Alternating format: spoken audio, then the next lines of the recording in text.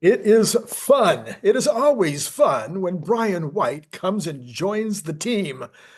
Brian, somebody the other day commented, I was going through a lot of comments because I haven't been very good at that recently. I was going through a lot of the comments, and somebody said that we're really fun together. I think we are. I had one gentleman who told me on two separate videos, "You're way too mean to Randy." I said, Uh, "Am I?" Because we have fun. I mean, we both poke at each other. It's I don't. I mean, it's what we do. If I'm hurting your feelings, by all means, let me know. But yeah, I I will. I, I'll let you know for I sure. don't think you're quite that frail. We're not very frail. I was always kind of in that position in life of being the person who got picked on, who didn't care. So, Oh, what a great philosophy. So this morning, this morning, as of the time you're releasing this, I think I released a video where I gave my brother and his wife test drives in the car, and oh they yeah. each got to drive it 25 minutes to the pizza place, trade swap drivers 25 minutes back. And somebody said, Brian, I get to see your whole family. I get to see your brother. I get to see his wife. I'm surprised Randy wasn't there. And I said, you know what? I haven't seen Randy in person since the fall of, I think, 22, Ooh, yeah, yeah. which means you might have been replaced by AI and you're just sitting back sipping It's margaritas and you true. won't tell Oh, me. don't let anybody Don't let me know. know. So, Brian, I am going to make the case today that Tesla will never again be able to make enough Model Ys. Okay. How, Hmm. how, Okay. all right. Uh, I am happy to. Okay. Would you like me to disagree first or agree first? Because I could push this both directions. Let me just start with a concept. Let's hear it. There are currently 2 million Model Y cars out in the wild. A bunch of those 2 million are 5 years old, some are 4 years old, 3 years old, of course, you know, starting in 2020 as they did. Some are in the hands of the folks who bought them originally, and some of those are in the hands of people that bought them, secondhand. Most of the people that own those cars are early adopters. Hmm. These are Hmm. people who want to get out there and get the latest, greatest fun thing.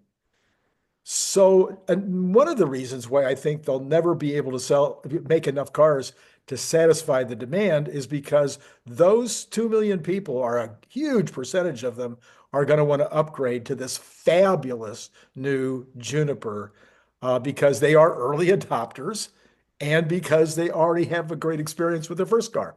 And you say, The market for secondhand Teslas is unlimited. And that's true for all cars because one thing I discovered from doing a bunch of reviews of used cars with Platt Auto in Milwaukee, Oregon, is that new cars demand is very weird and strict because the manufacturer has an amount of money they want to make and the dealers have an amount of money they want to make, and it may not match with the value proposition. But when it comes to a secondhand car, the market always dictates the price. If it's not worth 26 or whatever it is for that car you're looking at, the price drops to 24. The price drops until it hits the sweet spot and then they sell. If you could produce infinite used Teslas, they would find their equilibrium and they would sell at that price. So sometimes you'll see a bunch of like in the Netherlands, there was recently a big dip in used Tesla pricing. And someone pointed out, right, that's because 3 years ago they started doing the lease deal. The leases have ended. There's a bunch hitting the market all at once. So there's a temporary dip. Okay, so that means we only have to focus on new pricing. Who wants a new Tesla? Like you said, Model Y's been out a while. A lot of these have high miles. Well, every year, some cars leave the road due to accidents. Somebody rear ends you, somebody plows into it on the side of the street. Those will leave the market. Small percentage, but a percentage. Some will reach the end of their useful life. I know people who have put 200, 300,000 miles on their car in a matter of years. They have retired and they are now seeing the country, some of them sleeping in their car because it's big enough and comfortable enough. You will want to upgrade, or the car will just reach the end of its life. I haven't seen many Model Ys reach the end of their life from anything other than an accident, but it happens. So now let's talk about new. The capacity, and I know you follow this very closely, is very high. I don't believe that if all the factories were at running full shifts, full capacity, I don't believe that they could sell that many Model Ys. I think that Oh, is too many Model Ys because we've already seen about what the global demand is. Yeah, you can shave some amount off that price because with scale comes better pricing, but also the new Model Y is slightly cheaper to build than the old Model Y. There's no reason they can't just pass that along. And if FSD take rate increases, they can drop the price even more because they're going to get paid that money either way. So those all help. But there is a limit to how many cars you can sell over even 40,000, even 38,000. There's a limit globally. And I believe those four factories could produce enough. So, in order for me to support your theory, what I would say is the Model Y line is going to be making another car. The Model Y capacity will diminish, which will allow the Model Y prices to remain a little higher because they don't have to fire sale them. And and the lines can run more efficiently because they're at higher utilization rates. okay. So let's go back to the concept of what the demand is just for a minute. Let's finish that one. Mm-hmm. So Yes. so the initial demand that I'm talking about is people upgrading. So let's talk about the first year of sales. All right. So the first year will be approximately, last year it was about a million. Let's say that I'm suggesting it would need to be 1,200,000 to utilize existing lines, really, really pumping as hard as they could. Maybe it's 1,300,000. First of all, as I mentioned, you've got 2 million existing owners. You have contemplated the idea of buying another Model Y. Mm-hmm. I need another Model Y like I need a hole in the head, but it's a much nicer car. And even though ours only has 40,000 miles on it, it's tempting. It's tempting to say, wouldn't that be nice to get that smoother ride? Wouldn't it be nice to get that quieter vehicle? Wouldn't it be nice to get the other upgrades that come with the new Model Y, just to have a fresh car? And, 4 years is a normal, 4 or 5 years is a normal turnaround time for people that are well-to-do. So there's a bunch of people like me that are even more inclined to make that decision because they ain't old. If Mm-hmm. I was 10 years younger, I wouldn't even think about it. I would just go. I've done this so many times. I traded in my first Jaguar after only 3 years. Hmm. So this is not unusual for somebody that is doing well in life financially to trade a car every 3 years, every 4 years, every 5 years, if the new one is just exciting and fun. All true points. Now, what I would advise you to do, because I don't like you and I'm mad at you, is I want you to go take an overnight test drive. They don't do those yet. Just do a test drive of the new Model Y, because when you get back in your car, you'll get in, you'll be like, this is nice. It's nice. And then you get in your car and you're like, oh, I get it. And you will, again, a Tesla is the most dangerous test drive you can take because you're gonna want one. So guys, if you really dislike Randy, use his referral code because that could get him a discount on it, and then he'd have no choice but to spend money he doesn't want to spend. How better to get back at Randy than by using his referral code or dropping him a couple bucks on Patreon? That'll show him. So what you can do is, yeah, if you haven't test driven it, folks out there, my gosh, it is wonderful. It is exactly the Model 3 Highland refresh, except in the Model Y. Um, so those buyers, I don't see all, 5 million Two or, million, 2 million. 2 million coming back to buy the next 2 Not million. all 2 million. Well, Let's no, let's because pick a some number. people want the Cybertruck, some people want Yeah. something completely different. Some people won't buy cars at all. Some people will wait for the Cybercab and just, I mean, there's a million reasons why you would not replace your Y with a Y. Um, but I think the global capacity is outrageously high. I Okay, think so let's we, then yes, before we're before still you on, before you still go on. negative, Okay. before you go negative on me. So let's just Okay. let's pick a number, maybe 400,000 or 500,000 out of the 2 million over the next 12 months who are Mm, already inclined to buy something new. That's who they are. That's what they do in life. Who are already inclined to buy another Tesla, who are excited about all the new gizmos and gadgets and improvements to the car. I'm saying maybe 400,000 or 500,000 of those over the next 12 months might be interested in getting a new Model Y. Like, interestingly, you are an example of someone who might get Hmm. a new Model Y. Then Hmm. you want to add to that those who have been Osborne out the last year. They have Hmm. they are new customers who have been very interested in getting a Model Y. They've never bought a Model Y before, but that's the car they want. They're excited, they're interested, but they're like, I'm not going to buy this, older unit. I want the new one, and I'm just going to wait. I'm willing to wait a year, and now they're going to be champing at the bit to go out there and buy one.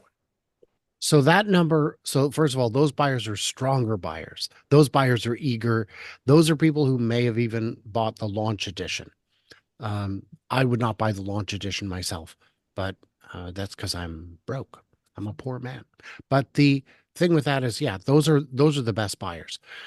I don't think they're holding back. I don't think their numbers are tremendously big. I don't think their numbers are as big as the people want the existing buyers who will be upgrading. But those are definitely real people. I've asked this question before. If you've got the best selling model car in the world, how do you sell more? And the answer is you make it better and cheaper. Wait, both? Yeah. Yeah, we can do that. Now, Toyota has a different approach. They just call everything they make a Corolla.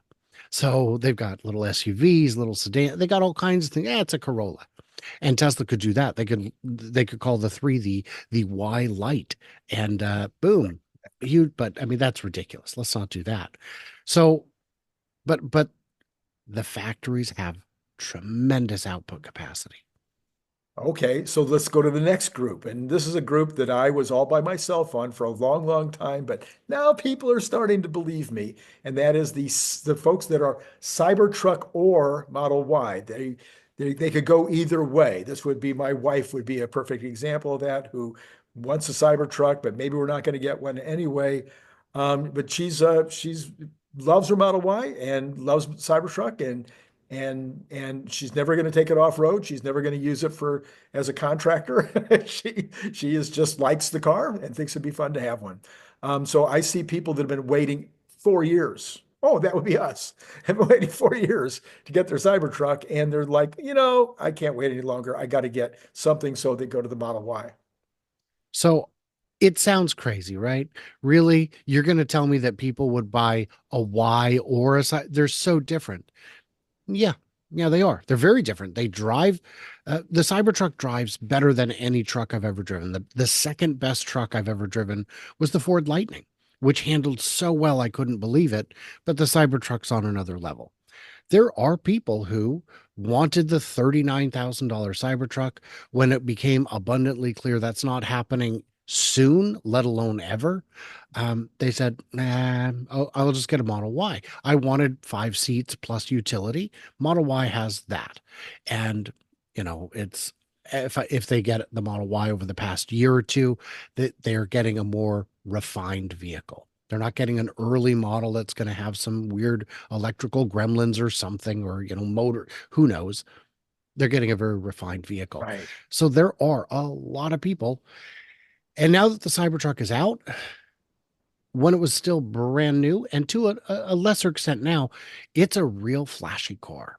You will get a lot of attention, especially from kids. Oh, they love it. But it's not like it was in the early months, in the earlier part of last year, where it was you were a rock star.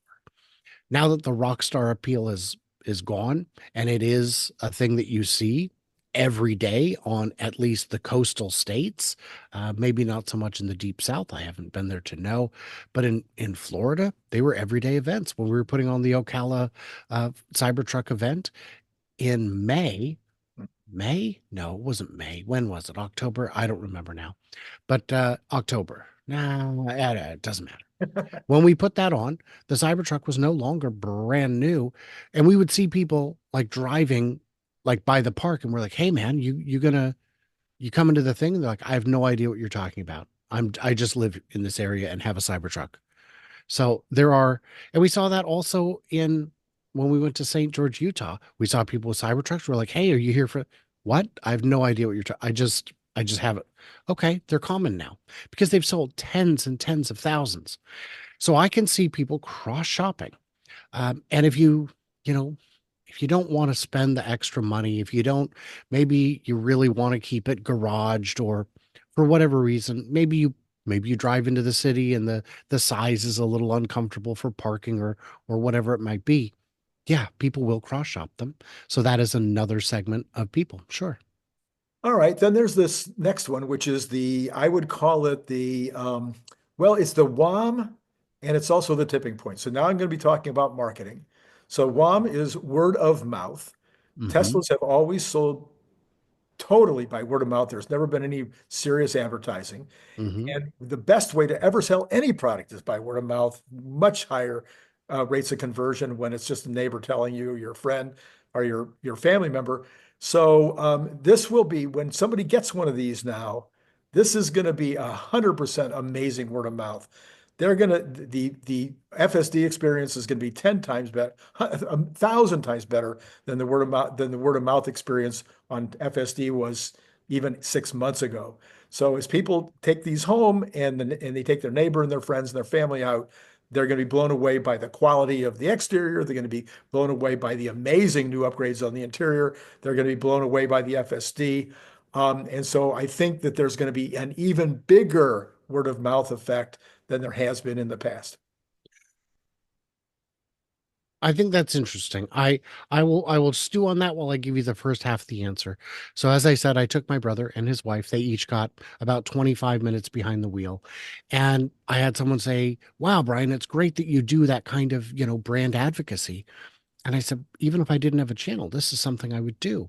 I took my first drive with a guided tour, so to speak, with a tour guide in the passenger seat saying, "Okay, you're comfortable with that. Now do this. Now pull up this," and learning all the features.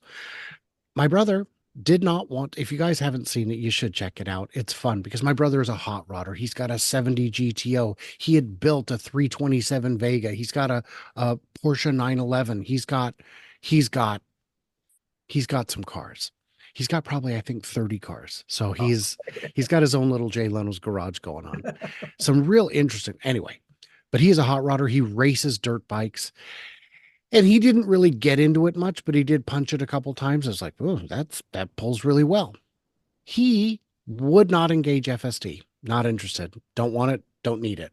And his conclusion at the end of it was, "You know what? This is actually a really good car." And on the drive back, his wife didn't drive it. We're in the parking lot. She's like, "Well, I'd like to try it." I'm like, hit the stock." And she's like, "Up." And it took us all the way back. She never drove. And she was way more sold than he was. She's like, how much are these? And the big thing is, and this is some advice to all of you who have friends and family who want to know, give them straight answers. My brother said, "What does it cost to charge? No one will tell me." I go, "Fill up at home, $5. If I had to fill a full charge at home for me, 8 cents a kilowatt hour, $5." He's like, "Why won't anyone tell me that? That should be." I said, "Because when you're at public chargers, it varies. When you're at public chargers, think of it as probably on par with gas. Um, so for a road tripper, all you're getting is the extra convenience, the lack of having to do an oil change back from your road trip. But at home, it is so cheap. So yeah, give straight answers. yeah, okay. So I'm saying that the word of mouth will be greater than ever, and that and FSD will be a part of the reason for that. But just in general, the car is just that much better. And at this point, a lot of people will have a better idea going into the ride than they did before because there's been just so much more information about it. And as they take this ride, then they're really going to be starting to compare. And as Stephen Mark Ryan has been saying for years, at some point you just have to be an idiot to continue to drive a gas car or an ICE car because you go, well, wait a minute, it's safer, it's a better experience. It is less expensive to drive. It looks great. It Is costs me the easiest car you've ever driven. it's easy. It's so easy to do everything. Now, I would argue that Stephen Mark Ryan has an unfair advantage because he spends so much of his day diagnosing idiots that he can spot them a mile away. It's a big specialty of his is just really, really pointing out the idiots in the world. He does it well. The other thing I wanted to address on the demand side is that people won't buy it, Randy. People won't buy it. The brand is destroyed. Oh, Brian, aren't you embarrassed driving yours? Don't you get thumbs down every day? No, no, because it's the most common car sold over the last 2 years worldwide. These things are everywhere. If you were going to try and give a thumbs down to everyone going by, you might as well have been playing Slug Bug in Mexico in the 80s. You're gonna have a bad time. So it is ridiculous. The cars are so common that they attract no attention. No one has ever looked at my car and gone, oh man, a Tesla. And no one's ever looked at it and said, man, Tesla, because they're just so common. In the next couple of months, then we'll have the Model Q coming out. And I would argue that the Model Q, because it introduces a completely new TAM, I think you were one of the people that brought that. No, that was Brian Wong that brought that up. So the Q will be coming out, introduces a huge new TAM of individuals who could afford it, who may have been waiting and waiting, and they really want to, kind of like in the old days, you really, really wanted a Mercedes, and then all of a sudden the Model E finally came out. You had a chance. Maybe you could do it. The Anyways, 190E. the 190E, and thousands of people lined up to get the 190Es. So that brings up the new TAM, but what does it also do? It means the person who is fitting into that TAM is also creating more energy around the brand for those who can afford to still pick up the Model Y. So I say that that will also, the overall energy of the Q introduction will also create more demand for the Model Y. The rising tide, as it were. So in summary, I would say your thesis that Tesla will not be able to build enough Model Ys globally from their 4 factories to satisfy all demand is wrong, but mostly because the factories have so much capacity for production that even if they significantly outsold past years, they would still have more capacity. Okay, what would that what are you estimating the Model Y capacity would be if they really did? Let's say, my other thesis for the last 6 months has been that once they become 100% unsupervised and the robotaxi thing starts, that will create another massive demand peak because of the entrepreneurs who will come in and start buying the Model Ys. So what number are we looking at that would maybe fully utilize the factories as they stand today? Well, they're selling what, 1.2 million Model Ys Something, a year, something something. like that. Shanghai alone can build 650 to 700.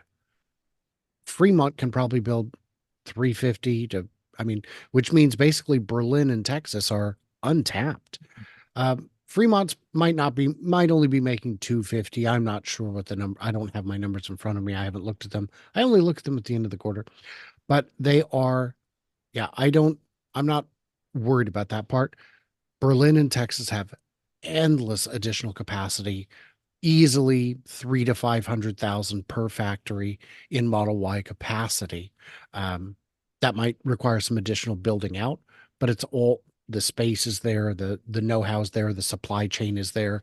So yeah, they could clear 2 million just in Model Y if the demand was sufficiently robust, which at the moment it isn't. And we do have other headwinds. We do have economic uncertainty. The stock market is a little up and a little bit chaotic right now, and unemployment is hitting new highs, highs we haven't seen in years. There's a lot of concerns about that. I don't know how soon interest rates will come down. I don't look at that as much because manufacturers have the ability to offset it. Just pay it down a little bit, and then boom, you've got your 0.9 or 1 point, whatever financing deal you need, and that can get through some of that.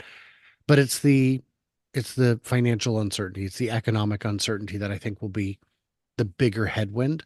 And of course, we do have to give some amount of headwind to brand damage, because I do know that there are people who have a Model Y right now who will not be replacing it with another Tesla.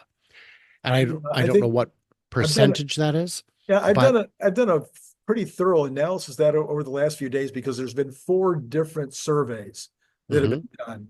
And out of those 4 different surveys, all of the combined, and Grok, I asked Grok the question over and over again. Grok thinks maybe it's a 5% headwind. I think that's a reasonable conclusion. I was ready to disagree with you.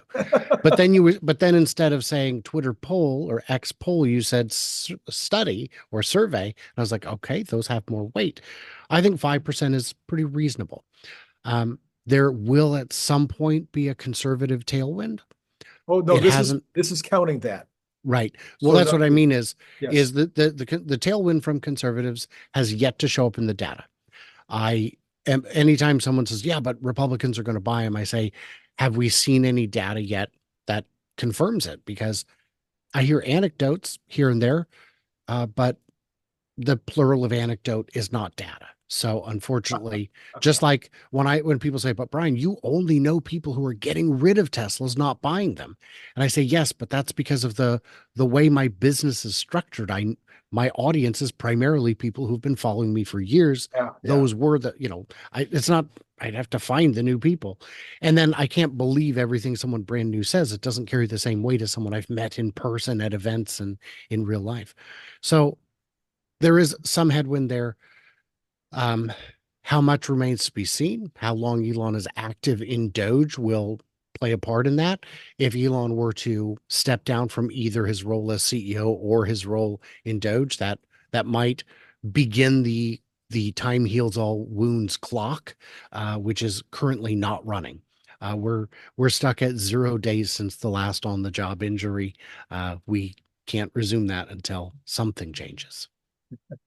Okay, well, with that said, I'm going to modify my statement.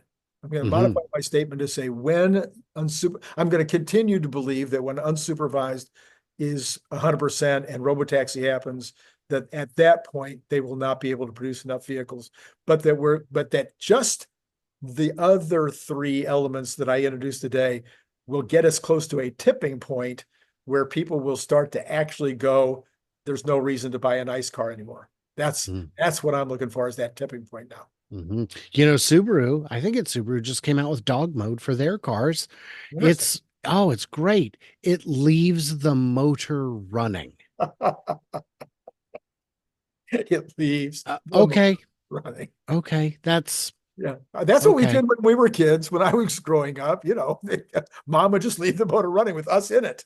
We live in a different world than the 50s and 60s, I'll tell you that. I've ridden in the back of a pickup truck unrestrained. Yeah. Who among us, at least over a certain age, hasn't? I